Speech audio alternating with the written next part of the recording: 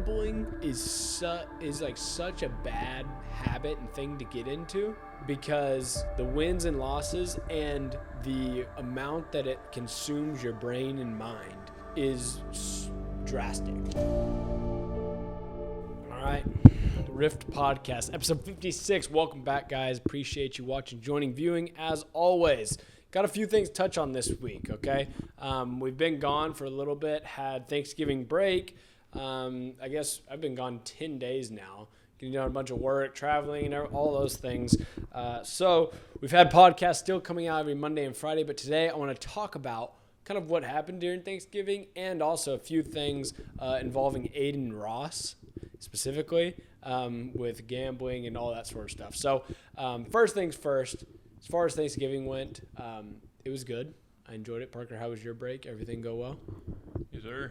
Yeah? It was nice, yeah. Yeah, get some turkey or do you all typically do turkey? That's what we make it every year, but I've never been a big, like obviously I like protein, but Thanksgiving protein, like I don't really like turkey, not really a big ham guy. Yeah. Like, but mom actually like started making chicken on Thanksgiving because most of us don't really like, we're not turkey ham people. Really? Yeah, we make so chicken. You like chicken more than turkey, huh? Yeah, definitely. Really? Okay. Huh. I'm steak, and like when you said that, I was like I like turkey, but also like I would much rather have steak as opposed to any other thing. But I feel like on Thanksgiving, chicken can still fit in. Like you make steak, I feel like it wouldn't feel like Thanksgiving. Yeah, no, it wouldn't, but it would be good. It's like a big roasted chicken. You're like, oh, Thanksgiving. What about like prime rib? We do that during Christmas. We do Christmas prime rib. Yeah, which that's fine. That's my favorite. That's the best. We just do prime rib every time. I mean that by far is the best. But yeah, so this year was kind of different because I actually had 2 Thanksgivings, which typically I just have with my family. But more recently, I've been getting involved with girlfriends and these sort of things. So there's a second family involved. Girlfriends? No, like the girlfriend situation. Oh, okay, I just had to make sure. No, one girlfriend specifically, one that I care a lot about, so much about that I split it into 2 Thanksgivings and spent the real one on Thursday with her family and everything. And so that's a different dynamic that I'm not used to. But, she's up in the Northeast. And so being up there is also it was a different Thanksgiving. But honestly, I enjoyed it more. So hopefully to come, they'll be better. But definitely looking forward to the holiday season. It's officially here. We got Christmas lights outside, which is kind of cool to come to. Maybe, do we need to decorate the apartment a bit for that? Wait, there's Christmas lights on the apartment buildings? No. The guys across the street. Oh, yeah. Because yesterday you said something about Christmas lights, and I was like, or you said like we got the Christmas lights now, and I was like, do we? Because I haven't seen Christmas lights. No, the people across the street. Our apartment's cheap. They're like, we're not gonna spend money on that. I don't know. We may have to set up something here. Get festive. I got your Christmas candle, by the way. If it's the one I smell, that's not a Christmas candle. I was hoping it was. I was at Target earlier picking up prescription. I almost went and looked around, but I was like, I don't really want to go find a Christmas candle right now. Well, yeah, I tried. But, yeah, let me tell. So, growing up, like my biggest nostalgia for Christmas, like what I'd picture is walking like into my old house, like living room, and smelling like just Christmas smells, like Christmas candles. And I said that to Jake the other day. He's like, "What's a Christmas smell?" And I was like, "So you don't know Christmas smells? Like you don't ever had like Christmas candles?" He's like, no, my sister had asthma, so we never had candles. I was like, what a sad childhood, dude. That's miserable. It wasn't miserable. I didn't know. I don't know. I told him I was going to get Christmas candle, but I don't really want to go make a trip for one single Christmas candle. Well, so I was at the grocery store, and then I saw candles, specifically Christmas candles, and then I smelled it. I like that one the best. Plus, it was like green, because there were some that were like white and gold or something. I was like, those are the ones that probably smell Christmassy. Those are the ones my mom would get. Okay, well, I get that one. I was trying to give some good around here. Maybe it smells better when it's burning. Yeah. We still gotta light it, which actually no, we do have a lighter. But, anyways, holiday season's here, which means 1, getting time or spending time with friends and family, which 2 means taking away from the grind season. Either that, or we're gonna have to grind a hell of a lot more before we get into that. Which means that there's going to be a lot of work to be done, a lot of value to be given as much as we can in like this in this portion of time Because we got when the break comes. Like, I don't know, these past days, have you got much done at all? I mean, I still finish most of the stuff we do on a normal week, but with a lot more procrastination and a lot more having to rush at the last second. Because I was with my family all week. I was like, I need to work on this. I was like, all right, I'm trying to get it all done like one day so I can spend more time with them. So that's what I did, but it was just grinding like one day trying to get it all done. Yeah, it's a lot more difficult. So either one, I got to figure out a structure that's going to work with family, where it's like, that's what I was saying. I may need to take like an hour a day where I just go to a coffee shop and like get out. Because I was trying to do it at the house, right? But then there's like so much going on, and then when you're at the house and you're not ever with them, and they're like, well, why is Jake just in his room? Yeah. And you're like, well, I'm working. I need to work. So I'm thinking I'm going to just like go to a coffee shop, like leave the house, go work, and then I can actually get my stuff done. Every time I'd start working, they'd be like, we're about to play a board game. Yeah. And I'm like, I can't miss out on the board games. Exactly. The board games. Yeah, then you got the FOMO kicking in, the procrastination. You're like, well, this is my time with family, so I do need to spend it. All the things. So hopefully we can get that all figured out. But that, as well as the food and everything. Like, I went to the grocery store today because my eating schedule has been completely thrown off. Like, as far as health purposes go, it's been thrown out the window. Sleep deteriorated. Eating was just completely thrown out of the window, health-wise, all of that sort of stuff. It's like the holiday reset. There's a thing. Plus, you spend more money, too, because you got to buy all the presents and stuff. Or did you buy anything on Black Friday? Yes. Yeah. But not gifts. You know, I was selfish. I had to give me a few things. What'd you get? I got that. Actually, I have it right here. This new. Whatever it's called, external drive. Yeah, I mean, like $50 off on that puppy. Man, it's a steal. Yes, sir. Yeah. No, I didn't buy anything for me, but I bought it for everyone else.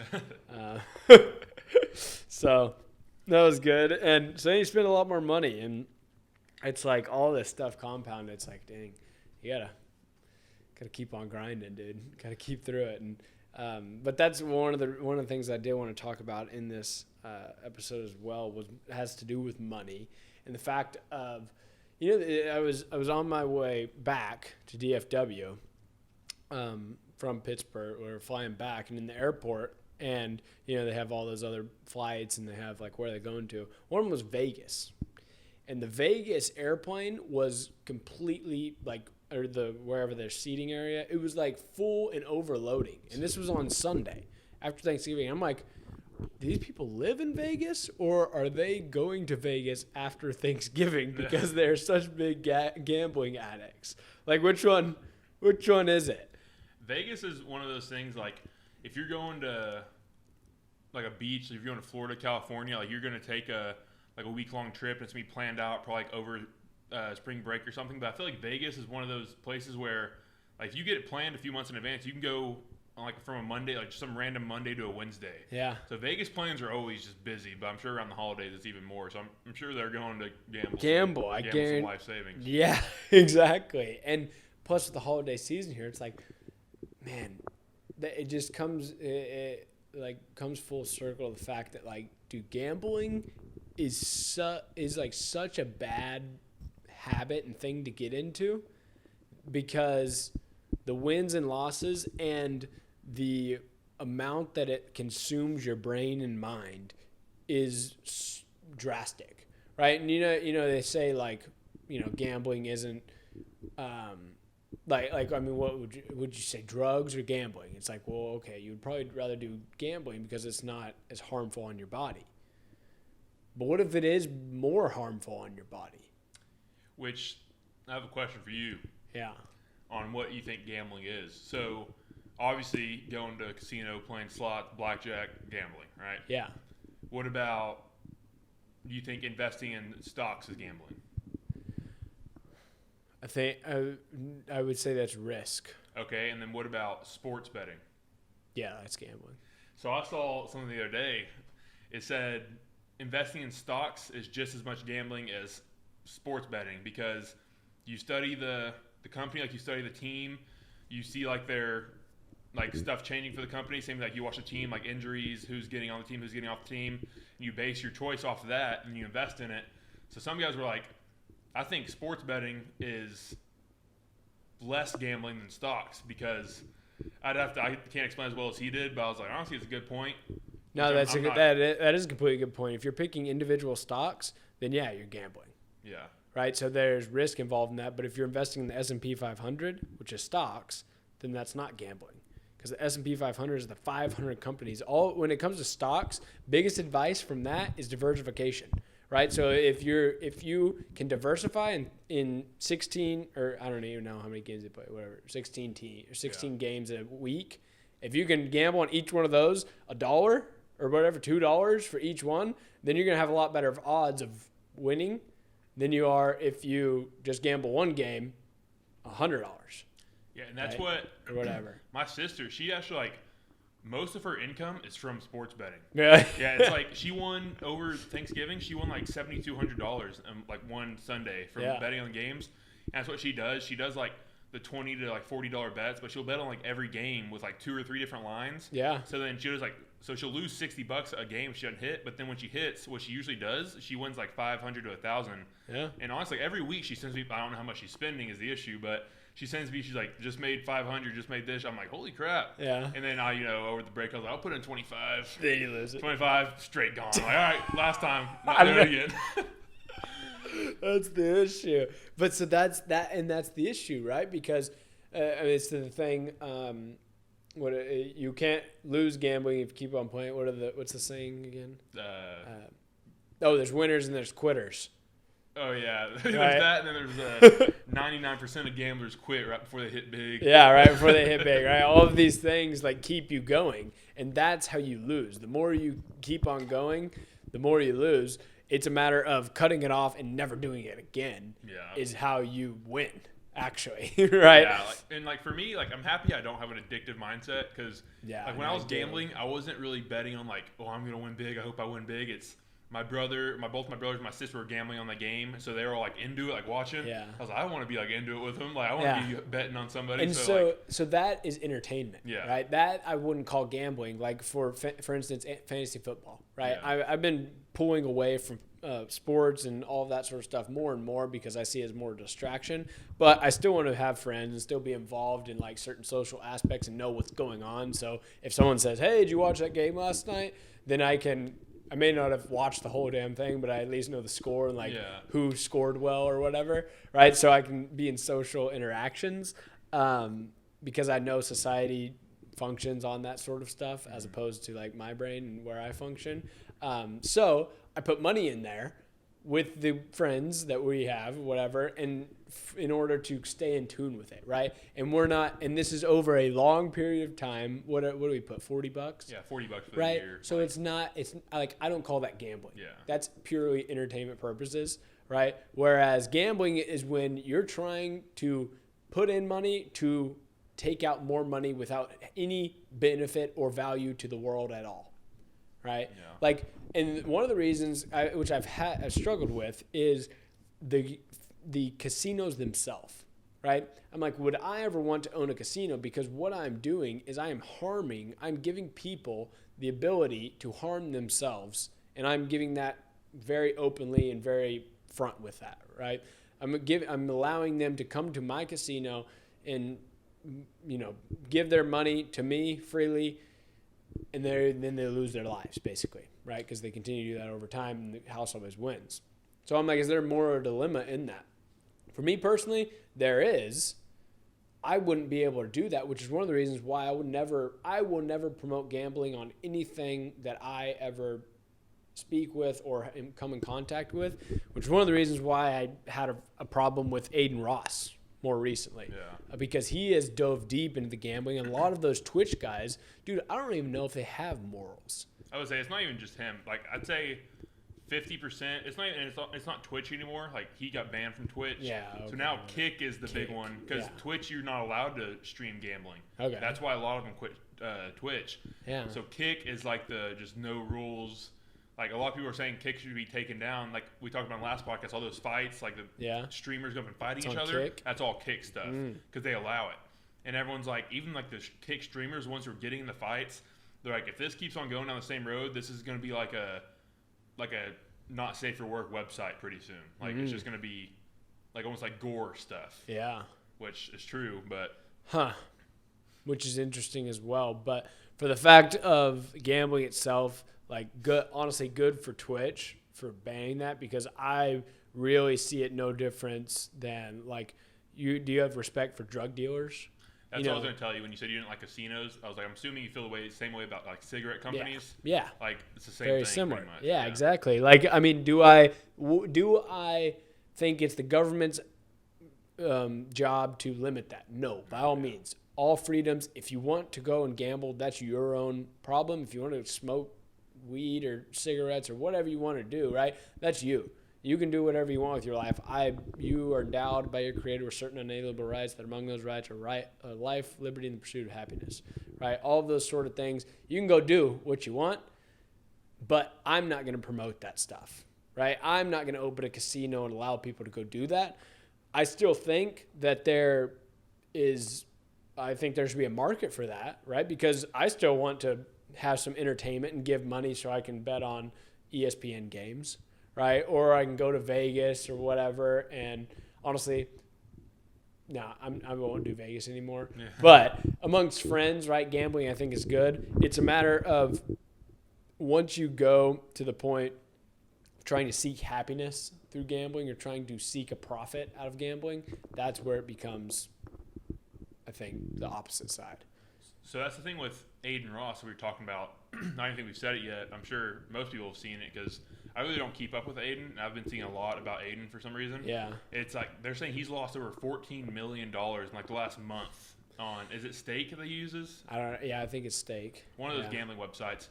And I'm wondering because like almost like every game day or every time there's a big fight, I always see like a tweet from somebody saying Drake put $1 million bet on whoever, but that's not Drake's money. That's Stake's money that they're saying, hey, Drake, if you win, we'll give you the profit. Just say, like, you put this bet. So that's what, like, every time I see people gamble, even Adin, I was like, oh, they're not losing real money.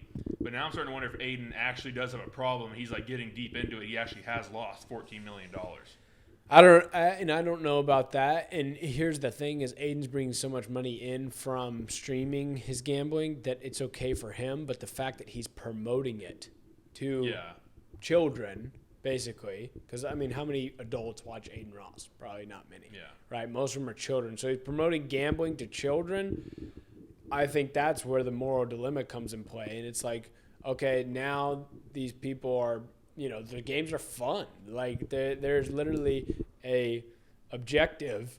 Like, I mean, everything about it. Like that ball drop one. Have you seen the ball drop one? Yeah, the Chinko. The multipliers or whatever. Yeah, it's so fun. I see that, I'm like, I kind of want to click that button. Yeah, it's like Candyland, dude. It's just like him. And then when you start winning money, dude, that's even more because money comes with emotions, right? Mm-hmm. And so your emotions are directly tied to your money. So when you separate money and then all of a sudden you get an influx of money, you get an influx of emotions. That's pure dopamine being released in your head, which is the exact same neural pathways that have when you ingest any sort of drug into your body. Yeah, because one of our friends, actually, one of our close friends, he was gambling online. He hit for like $40,000. Yeah. And I was talking, like him and our other friend, now they go to Vegas 3 to 5 times a year, if not more, and like they're always online gambling. I was talking to him the other day, and I was like, honestly, I think you winning that $40,000 was the worst thing that ever happened. He's like, what? He's like, I won $40,000. And I was like, and honestly, like right now, it's a good thing he won it because he still has all that money, whatever, but I'm thinking like 20, 30 years down the line, he's still going to have this like gambling thing, like where he knows he can win big like that. Yeah. And obviously, I don't think it will be like his downfall, but I think like it easily could be for anybody. Like, yeah, very well could. And then it comes to, because it's a matter of risk, right? It's not like you see like Dana White, Steve will do it. Those guys betting so much money, and you're like, how could you ever bet that money?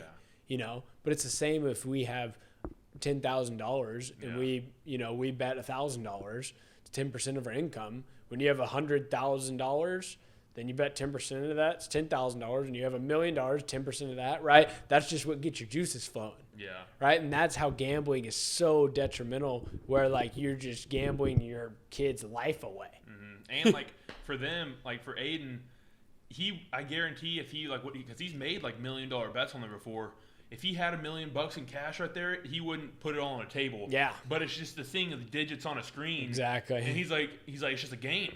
But then when you're down 14 million, like, I'm sure, like, if he kept on going, he could go broke, like, because it's just a number on a screen at that point. And that's the issue with it, is it's just a play on like psychology for humans, and it's a moneymaker, right? The best moneymaker are the people who own those gambling websites, right? But then it comes down to that moral dilemma, and okay, like by all means, I think there should be a market for that, and it should be allowed to happen or whatever. But then should you allow for the advertisements of all of those sort of things? And they're becoming a lot more popularized with the internet and with specifically creators who are addicted to it and promote it to their audience.